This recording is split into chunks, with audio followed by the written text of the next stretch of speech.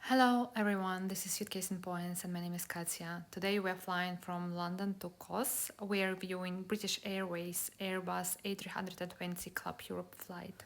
But first, let's start with the British Airways lounge. For me, it was the first time flying British Airways from the Gatwick airport, so I've never been to their lounge at the Gatwick airport before. And I was quite excited to try it. It is located on the upper level of the south terminal, so you have to take escalators up and then just follow the signs. There are other premium lounges located there as well, so it's quite easy to find.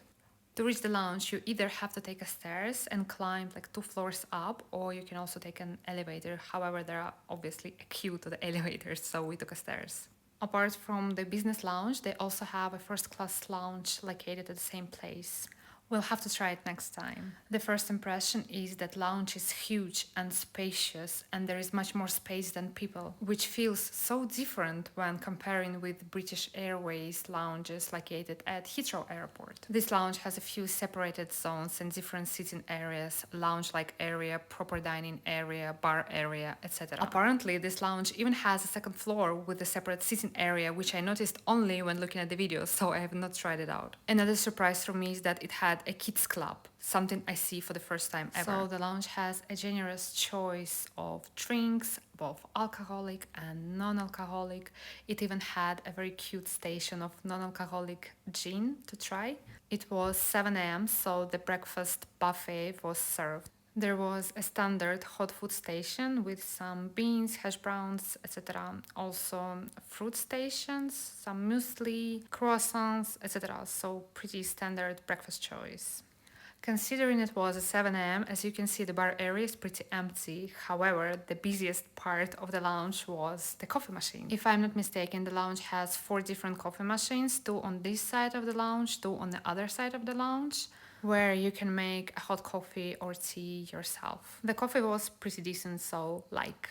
So is the time to board the plane. Flying Club Europe in British Airways, you have a priority boarding. However, you are still boarding together with groups 1, 2 and 3, so there is still a queue to board the plane.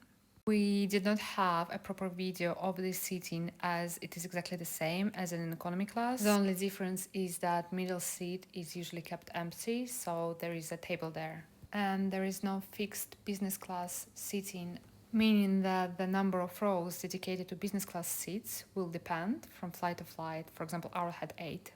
Once the boarding was complete, we were offered a menu for our flight, which honestly was such a surprise, as on European business class, I think we were never offered a menu. Moreover, a few minutes later, a crew member came and took our order, which is again amazing, as it meant that we will actually get our food. Those who flew on BA Club Europe flights before know that when you're sitting on the last rows of the business class, it is very likely that all the food choices will run out when it comes to you. So this experience of having a menu and ordering your food in advance is really an improvement for British Airways European business class. We will come back to food a little later. As I mentioned earlier, on a business class seats, the middle seat is usually converted to a table. However, by some reason, on the left side of the plane, the business seats, they did not have this table in the middle, which was unexplainable, but it was okay, as we could sit together with my travel buddy and leave the rear seat empty. While still on the ground, we were offered water and nuts. Guess why? Because our flight was initially delayed for 2 hours. A little later, Captain said that it will be delayed not by 2 hours, but by 1 hour. They blame some shortage of staff in Greece.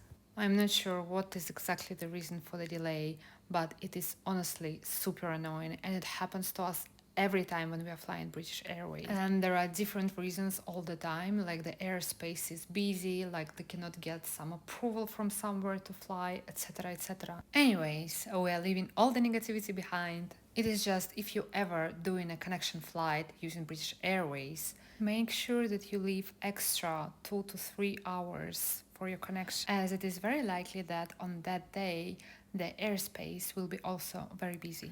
Now I will put the music for a video for our takeoff. Meanwhile, please press like to this video. You can also share in the comments what was the longest time your British Airways flight was ever delayed.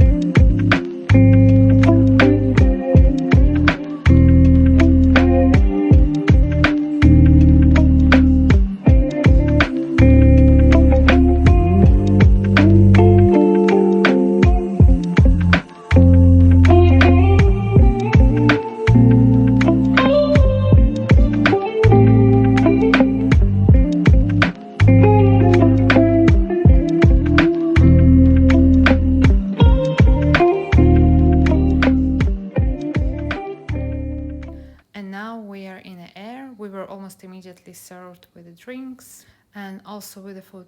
We both got the second option, the cheese frittata, and this is how it looks like. Also in the menu it was said that there is selection of the fresh bread. However, there was no selection. It was just a croissant served to each tray.